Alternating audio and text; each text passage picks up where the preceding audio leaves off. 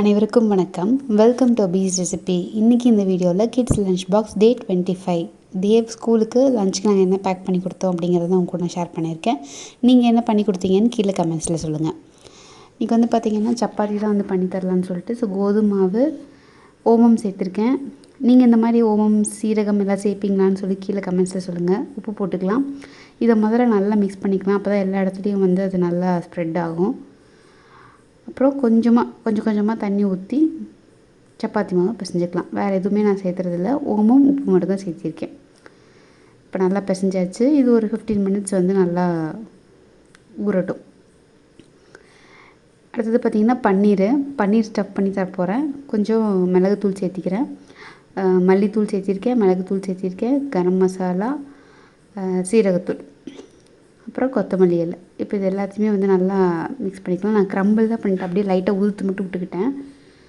சப்பாத்தி நல்லா தேய்ச்சிட்டு நடுவில் நல்லா கிடையாது, சின்ன ரவுண்டாக தேய்ச்சிட்டு நடுவில் இது உருண்டை பிடிச்சி வச்சு நல்லா ஸ்டஃப் பண்ணி அதுக்கப்புறம் தேய்ச்சி எடுத்துட்டோம் அப்படின்னா நல்லாயிருக்கும். கல் நல்லா காயணும். காய்ஞ்சதுக்கப்புறம் இதை போட்டு எடுத்துடலாம். இதுக்கு நெய் வந்து நல்ல ஆப்ஷனாக இருக்கும், இல்லை நீங்கள் எண்ணெய் கூட சேர்த்திக்கலாம். நல்லா வேகிற மாதிரி பார்த்துக்கோங்க. நம்ம பன்னீர் ஸ்டஃப்டு சப்பாத்தி வந்து ரெடி ஆகிடுச்சு. சாஃப்டாக தான் இருக்கும், குழந்தைங்களுக்கு ரொம்ப பிடிக்கவும் செய்யும். ஸோ அதை நான் ட்ரையாங்கிள் ஷேப்பில் வந்து கட் பண்ணி எடுத்துக்கிட்டேன். தொட்டுக்கிறதுக்கு வந்து பார்த்திங்கன்னா தக்காளி வெங்காயம் தொக்கு தான் வந்து பண்ணலான்ட்டு.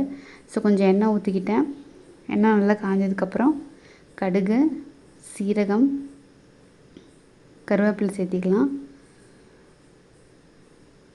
பொடியாக கட் பண்ணி வச்சுருக்கிற பூண்டு அதையும் சேர்த்திக்கிறேன். அதுக்கப்புறம் வெங்காயம், சின்ன பெரிய வெங்காயம் சேர்த்திக்கிறேன். சின்ன வெங்காயமாக இருந்தாலும் நல்லா தான் இருக்கும். அப்புறம் தக்காளி. இப்போ இதை நல்லா வதக்கிக்கலாம். இதில் பூண்டு தான் வந்து நான் சேர்த்துறேன், நல்லாயிருக்கும் டேஸ்ட்டு. மஞ்சள் தூள், உப்பு, அதுக்கப்புறம் சாம்பார் தூள்.